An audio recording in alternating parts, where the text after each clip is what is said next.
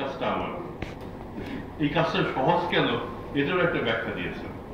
ব্যাখ্যাটা হচ্ছে এরকম, যদি আমরা একটা গণভোট করি যে আমরা কি দুর্নীতির পক্ষে আছি না বিপক্ষে আছি, আমার ধারণা একটা ভোটও দুর্নীতির পক্ষে করবে না, শতভাগ ভোট করবে দুর্নীতির বিপক্ষে। তো তাহলে তো খুব সহজ ব্যাপার, যেটাতে শতভাগ লোক সমর্থন করে সেটা মানে আমাদের দমন করা কিংবা শেষ করা কিংবা কমিয়ে আনা তো কঠিন কাজ হওয়ার কথা না, কিন্তু তারপরেও কঠিন।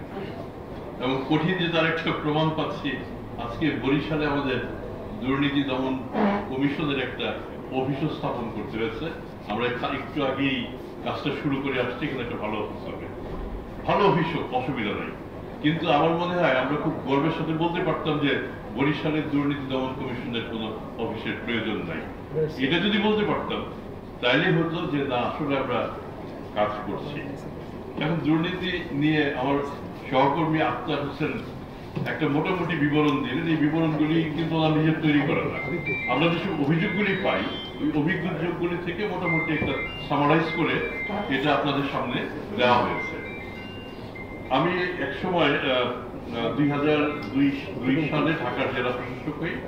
তো সেই সময়, তার আগে আমাদের ঢাকায় আমার এখন যেটা সমরিত হাসপাতাল পঞ্চমতে, ওই এটার একটা অংশ আমার বাবার বাড়ি।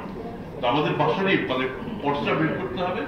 আমার ছোট বোন ডিসি অফিসে গেছে, গিয়ে ওখানে কিছু পয়সা টয়সা দিয়ে একটা পর্চা বের করে নিয়ে আসতে।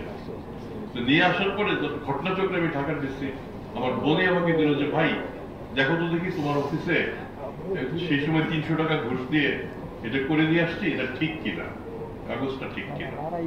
তো আমি দেখলাম যে এটা তো আমার বোন ঘুষ দিয়ে কাজটা করছে, আমার ঠিক দেখা দরকার। তো আমি এই কাগজটা নিয়ে আমার কলিগদের বললাম যে ভাই দেখো তো, এটা আমার বাপের জায়গা,